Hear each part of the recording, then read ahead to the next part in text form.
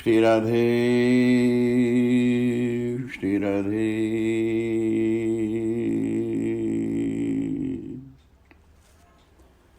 श्री राधे श्री राधे श्री राधे श्री राधे श्री राधे श्री राधे श्री राधे श्री राधे श्री राधे। लहरें उठती हैं और बैठ जाती हैं, सर्वत्र मौन छा जाता है, परंतु दूसरे ही क्षण मौन टूट जाता है और लहरें पुनः आकाश छूने लगती हैं। इछलाती बल खाती लहरें, लगता है जैसे कोई नायिका विद्रोह कर उठी हो और सारे नाते रिश्ते मान्यता मर्यादा तोड़कर प्रियतम सागर के अंक में समा जाना चाहती हो। सागर भी तो विकल व्याकुल है, परम तृप्त होकर भी अतृप्त, अनजानी प्यास से भरा हुआ पुकारता है, पुकारता ही चला जाता है। पुकार खाली नहीं जाती, सुनती है लहरें सागर की पुकार, उन्मादनी हो जाती हैं, उठती हैं ऊपर प्रियतम सागर को तृप्त करने के लिए और उसके अंक में समा जाती हैं। यह क्रीड़ा है जो चलती रहती है सागर और लहर के बीच। वैसे यह निर्णय करना कठिन है कि प्यासा कौन है, सागर या लहरें। सागर लहरों को तृप्त कर रहा है या लहरें सागर को। सागर और लहर के बीच का संबंध शाश्वत है, नित्य है, अनिर्वचनीय है।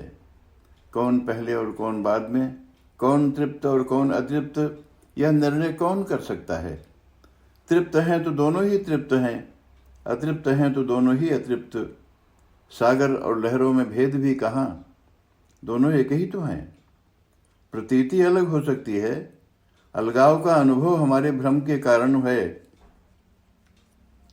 वहाँ कहाँ है अलगाव सागर और लहर के बीच, दो हैं कहाँ वहाँ। वैज्ञानिक परीक्षण करता है प्रयोगशाला में कोई, एक बूंद सागर ने दी है, एक बूंद लहरों से ली है, परंतु तत्व तो दोनों में समान है, कोई भी तो अंतर नहीं। वही ऑक्सीजन, वही हाइड्रोजन, सागर की बूंद में भी, लहरों की बूंद में भी, दोनों ही सलाइन, दोनों ही खारे, कोई भी तो अंतर नहीं। कुछ ऐसा ही संबंध है सागर और लहर जैसा श्री कृष्ण और श्री राधा के बीच। प्रतीति होती है कि कृष्ण तो नंद नंदन है और राधा है वृषभानु नंदिनी। दोनों का ही कुल गोत्र जन्म कर्म सब कुछ तो अलग है। हाँ, अलगाव तो है, परंतु यह अलगाव ठीक वैसा ही है जैसा सागर और लहरों का। अलग प्रतीत होती हुई भी लहरें सागर का ही रूप हैं। सागर में ही उठती हैं और उसी में विलीन हो जाती हैं।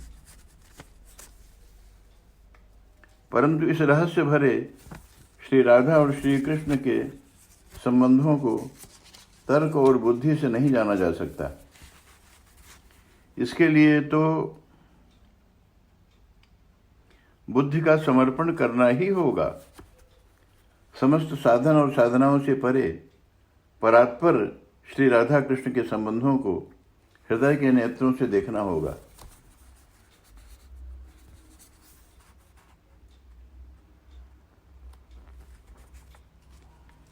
जैसे कहते हैं, कहा है कवि ने, भगवत रसिक ने, भगवत रसिक रसिक की बातें, रसिक बिना को समुझी सके ना।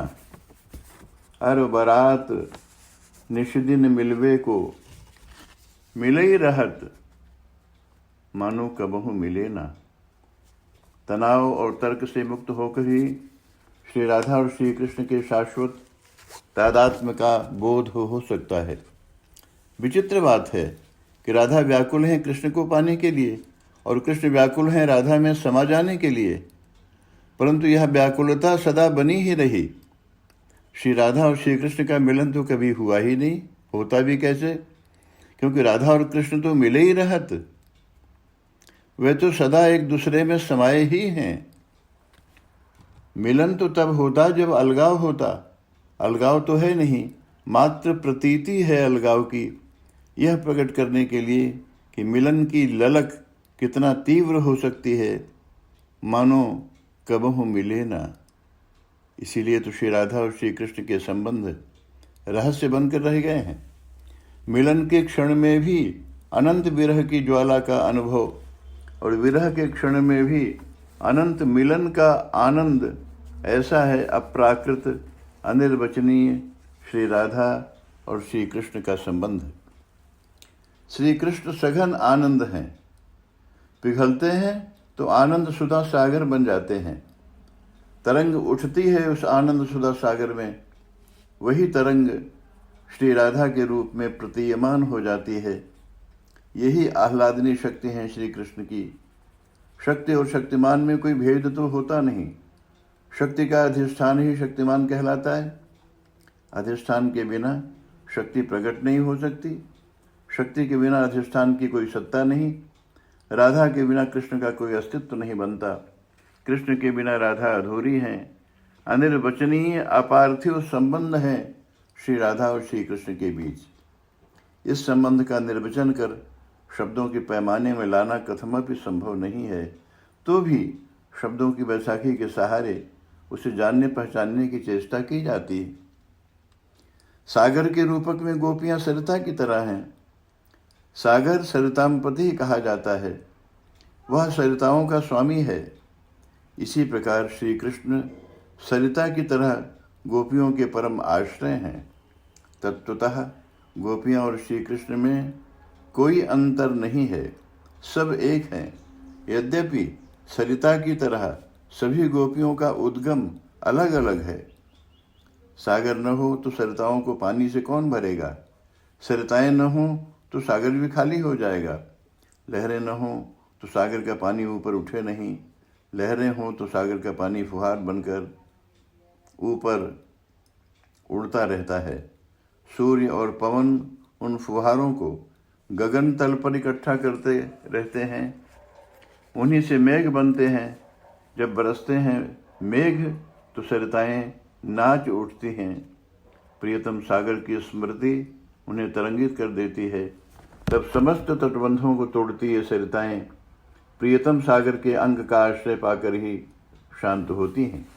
इसी प्रकार कृष्ण प्रेम से भरी श्री राधा कृपा की सघन घनमाला गोपियों पर बरस जाती है। उन्मादनीय सरिता की तरह मर्यादा के समस्त तटबंधों को तोड़ती हुई ये गोपियां कृष्णानंद सुधा सिंधु में समा जाने को व्याकुल हो जाती हैं। सागर, सरिता और लहर तत्वतः एक होकर भी भिन्न भिन्न प्रतीत होती हैं। ऐसे ही कृष्ण, गोपी और राधा सब एक हैं, प्रतीति अलग अलग है। श्री राधे श्री राधे श्री राधे श्री राधे श्री राधे।